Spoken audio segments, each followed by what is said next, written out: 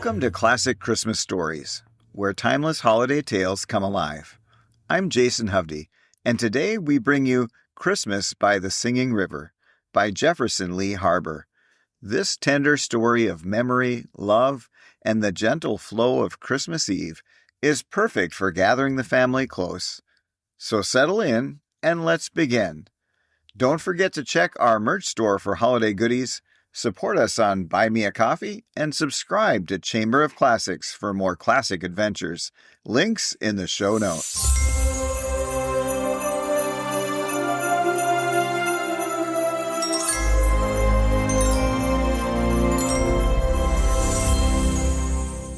There was always a crowd in waiting when the stagecoach arrived in the shabby little mining camp of Singing River.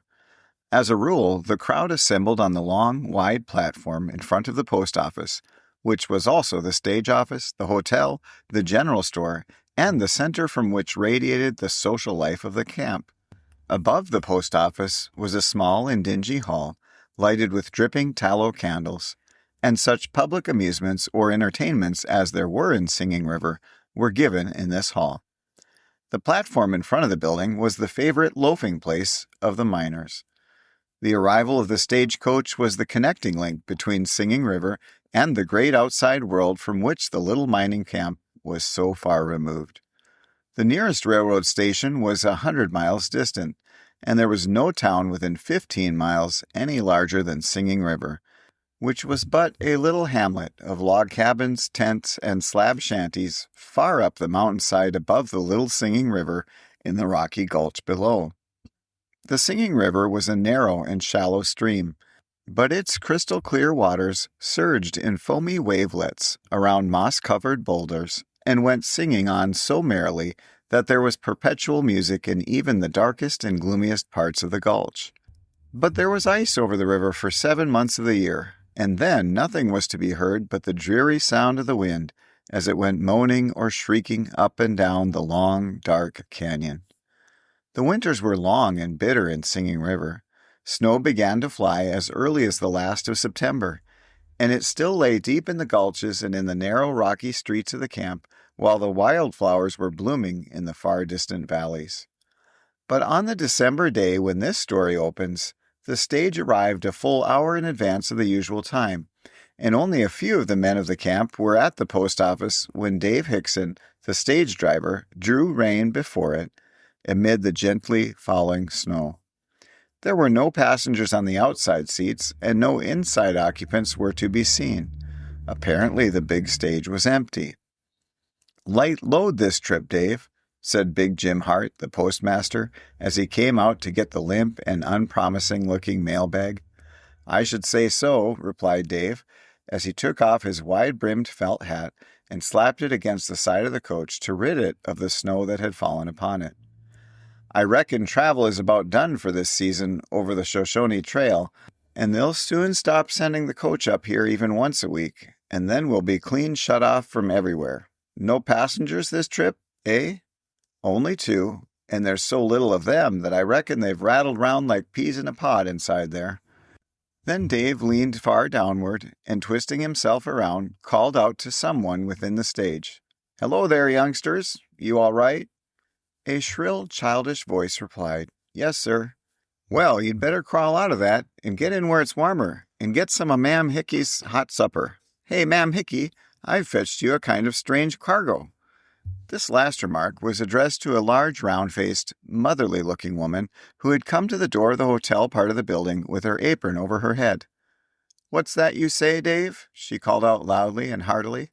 "I say I've fetched you a kind of a strange cargo. You just come out and see if I ain't." He jumped down from his high driver's seat and flung open the stage door as Ma'am Hickey came over to the edge of the roadway. Reaching into the coach, Dave picked up what appeared to be a round bundle in the back seat and set it out on the snow with a buffalo robe around it. The robe fell to the ground, and there was revealed to the amazed bystanders a girl of about 9 years with big dark eyes that looked calmly and yet appealingly at the staring group. The next moment, Dave had set a yellow-haired boy of about 5 years down beside the girl. "There you are," said Dave, the stage driver. "Got accommodations for this lady and gent, Ma'am Hickey?" Well, I'll make accommodations for him if I have to turn you out of your bed to do it, said Mam Hickey, as she dropped to her knees before the little boy and took him into her arms, saying as she did so, "Why, bless your heart and soul, little feller, I declare if it don't feel sweet to get a child into my arms once more. And whose boys are you, anyhow?" "Papa's," replied the boy shyly, with a slight quivering of his lips and an attempt to release himself from Mam Hickey's embrace. "And where is Papa, honey?" "Here." Mam Hickey looked around toward the men as if expecting some of them to come forward and claim the child, but they too were looking around inquiringly, as the crowd grew in numbers attracted by the news of the arrival of the stage.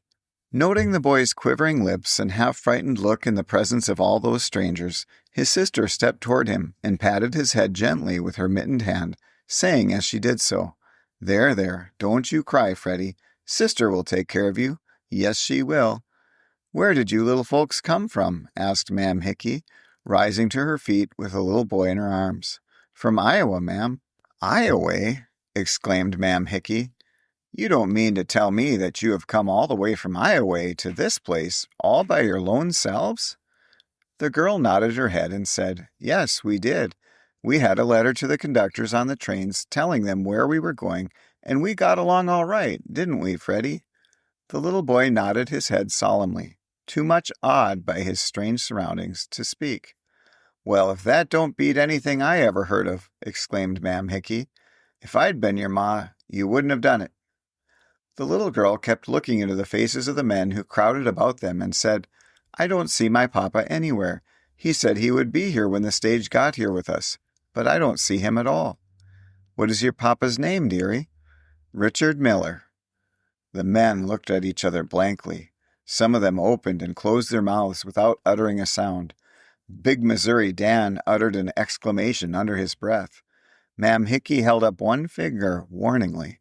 Then she stooped and kissed the little girl on the brow and said gently, "You come right into the house with me, little folks. I'll get you a real nice hot supper, and then I think you'll be best to go right to bed after your long ride." When the cabin door had closed behind them, Big Dan said to the miners around him, "Well, if this ain't what I call a state of affairs. To think of them poor little tots trailin' way out here from back in Iowa, only to find their daddy a day in his grave. Curious how things turns out." "What's to be done?" asked a long, lank, red-whiskered man called Cap. "Sure enough," drawled out an elderly man who had been chewing the end of his long gray mustache reflectively. "I move that we go over to my shack and talk the matter over," said Big Dan, and without waiting for his motion to be voted upon, he started toward his cabin, a small log affair a short distance around the rocky road. The men around the post office followed Big Dan, and when they were in his cabin, seated on benches and nail kegs or sprawling on buffalo robes in front of the fire in the big open fireplace, one of the men said, "What does all this mean, anyhow? You know that I've just come down from Mount Baldy, and all this is Greek to me." "Well, it's just this-a-way," replied Dan. 3 days ago a man got into camp on foot from over towards Roaring Fork. He was so sick when he got here he could hardly speak, and about all we got out of him was that his last name was Miller. Pneumonia had set in mighty hard, and in less than 2 hours after he got here he couldn't speak at all, and he didn't live 12 hours. We laid him under the little clump of pines down near the bend in the Singing River not 10 hours ago, and now here in comes the stage with that boy and gal, evidently the property of this same Miller, who ain't here to meet him, and who won't ever meet him in this world.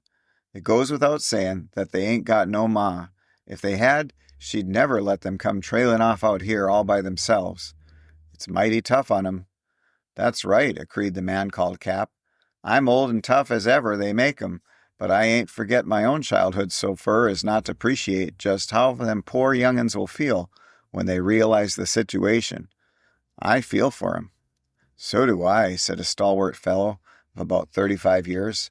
"I've got a couple little folks of my own back east, and that boy reminds me a sight of my own little chap." The men were still discussing the strange and sad occurrence, and the question of the future of the children was still unsettled when the door of the cabin opened, and Mam Hickey appeared.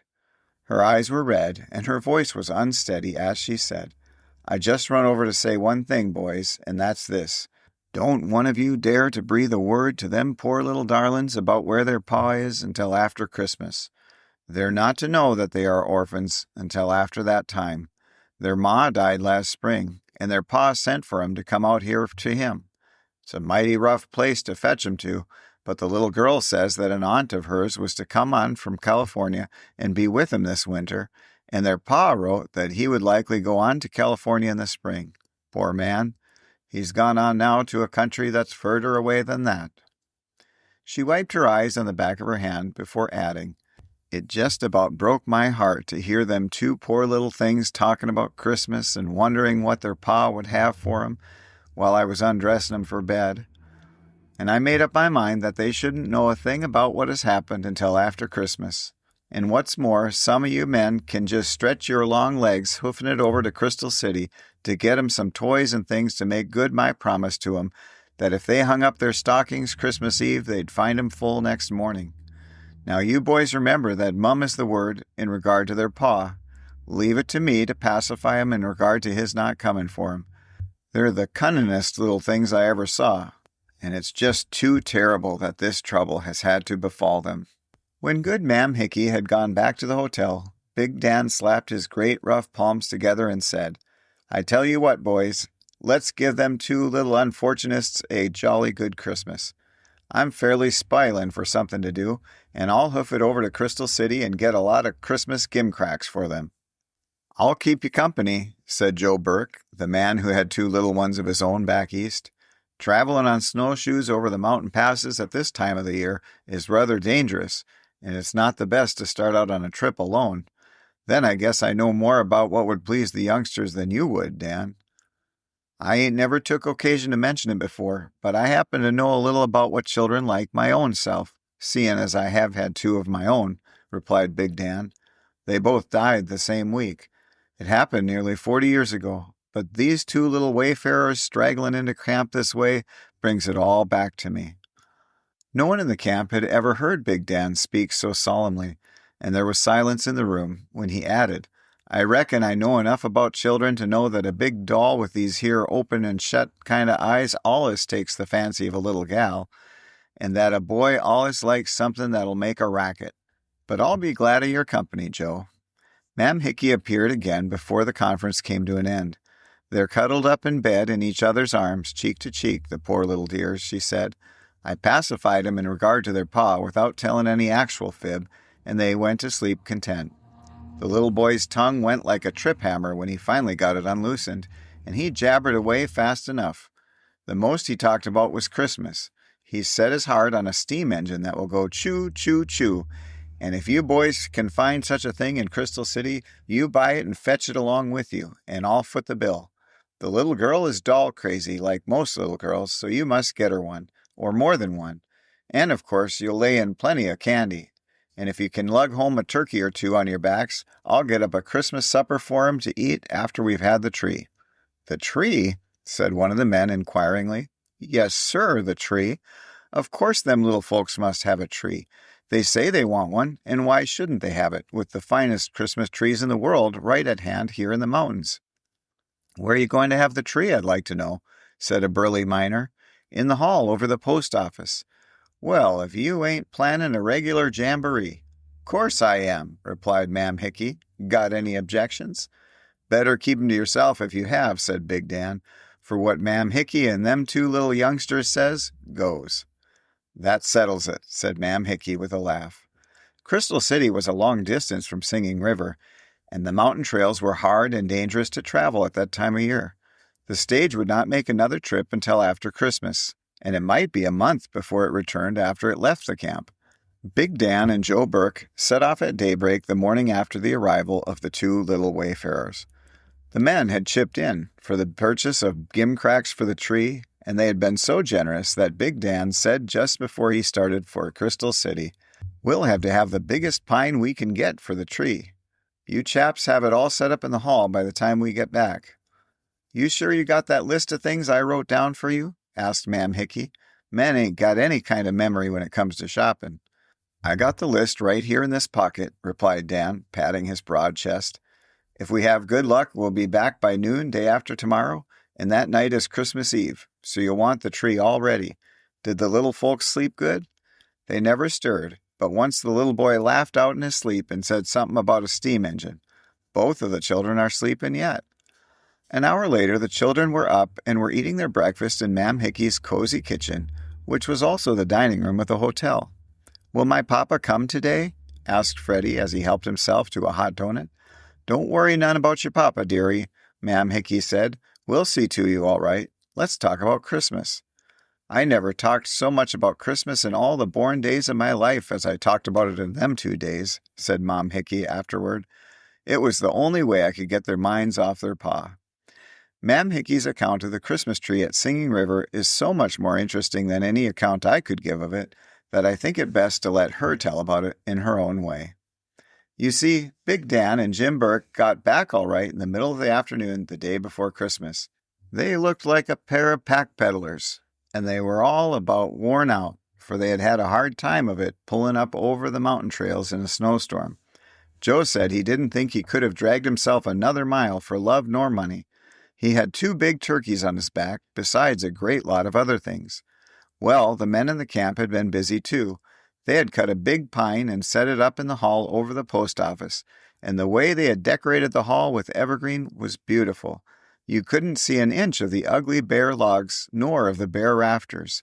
They set to and scrubbed the floor and washed the winders and strung up a lot of red, white, and blue bunting I happened to have in the house, and I tell you the little old hall did look scrumptious. I kept the children in the kitchen with me, where I was making pies and cake and donuts most of the time. I give 'em dough to mess with and let 'em scrape the cake dishes and tried to keep 'em interested all the time so they wouldn't ask about their pa. When Big Dan and Joe got back, the other men had a great time rigging up the tree. We was afeard they wouldn't be able to buy Christmas tree candles in Crystal City, but my land, they got about 10 dozen of 'em, and no end of tinsel and shiny balls and things to hang on the tree, and a lot of little flags to stick in among the evergreen decorations. We had no end of common taller candles on hand, and the men were perfectly reckless with them. I reckon they put as many as 200 of them up in the room. And what did they do but go and rig Big Dan up as Santa Claus? They wrapped him up in a big bearskin one of the boys had, and put about a quart of flour on his long bushy whiskers to whiten him, and put a big fur cap on his head, and he did look for all the world like Santy his own self. Yes, and he had a string of sleigh bells they got at the stage office stable, and them boys actually cut a hole in the roof so Santa Claus could come down through it. La, if you want things carried through regardless, you let a lot of Rocky Mountain boys take it in hand. They won't stop at nothing. I reckon they would have hoisted the whole roof if it had been necessary to make the appearance of Santy true to life. Such fun as the boys had over it all. And of all the capers they cut up, seemed like they were all boys once more. Me and Ann Dickey and Mary Ann Morris were the only women in the camp, and we had our hands full getting up the Christmas supper we intended having after the tree. Mind you, there wasn't a child in camp but just them 2 poor little orphans, and all that fuss was on their account. If you think rough miner boys can't have the kindest of hearts, you just remember that. Every man seemed to be trying to outdo the others in doing something for them little folks. Well, I just wished you could have seen them children when the time come for 'em to go up into the hall and see their tree. Little Freddie, he give a yell of joy that most split our ears, and he stood and clapped his hands, while his sister kept saying, "How lovely it is! Oh, isn't it beautiful?" Then Freddie, he screeches out, "Oh, there's my choo-choo engine, goody!" And how little Elsie's eyes did shine when she saw no less than 3 dolls on the tree for herself. There was enough stuff on that tree for a whole Sunday school, for the men had been that reckless in sending to Crystal City for things. Then I wished you could have seen those children when Big Dan came in all rigged up as Santa Claus. There was the cap chief of the whole proceedings. First we heard his bells outside, and him calling out, "Whoa there," like as if he were talking to his reindeers. Then he climbed up the ladder the boys had set outside, and presently down he came through the hole in the roof. I just thought little Fred's eyes would pop clean out of his head when that part of the show come off. And what fun there was when old Santy went around giving the boys all sorts of ridiculous presents. He give old Tim Thorpe a tiny Chinese doll, and Big Jack Ross a jumping jack, and Ben Anderson a set of little pewter dishes, and he fetched me a great big old pipe when they know I hated the sight of one. I tell you, it was real fun. Well, the things had all been distributed, and the children were loaded down with presents, and me and the two other women were about to go downstairs to take up the supper when the door of the hall opened, and a strange man stepped in. When he saw the children, he gave a kind of little outcry, and the next minute he was down on his knees before him with an arm around each child, and he was kissing first one and then the other. We all just stared at each other when little Elsie clapped her hands together and said, "Why, Papa!" And that's just who it was. The man named Miller, who had died a few days before, was a cousin of the children's pa. It seemed that his cousin of the name of Miller had been sent to meet the children because their pa had been sick and wasn't hardly strong enough to come away over to Singing River for them. He lived in a little camp only about 20 miles away, but it was a hard road to travel for a well man even. So this cousin, he come, and from all we could make out, he had lost his way in a storm, and he had laid out a night and got so chilled it had brought on pneumonia. When he didn't come back with the children after 2 or 3 days, their pa got uneasy, and he set out himself to see what was the matter. He wasn't hardly fit to travel, but he come anyhow, and he was all tuckered out when he got to Singing River.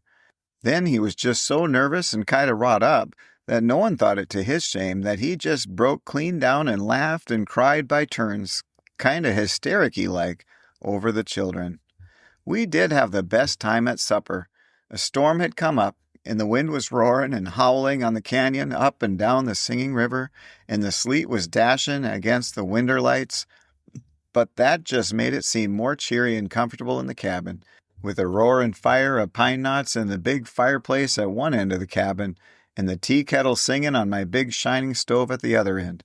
Mr. Miller, he sat between the two children, and he'd hug and kiss 'em between times. We made him stay 2 whole weeks in Singing River to rest up and get real well, and then a whole passel of the boys went with him to get the children home. The boys rigged up a sled and took turns drawing Elsie and Freddie over the trails and away up over Red Bird Mountain. I reckon it was a ride they won't ever forget. And none of us that were there will ever in this world forget that Christmas on the Singing River. That was Christmas by the Singing River on Classic Christmas Stories. I hope it left your heart a little fuller this holiday season. If you enjoyed it, please leave a quick review on Apple, Spotify, or your favorite podcast platform. It means the world to me. We'll have another festive tale for you tomorrow. Visit our merch store for holiday gifts, support us on Buy Me a Coffee, and subscribe to Chamber of Classics for timeless mysteries. All links in the show notes. Until next time, merry storytelling.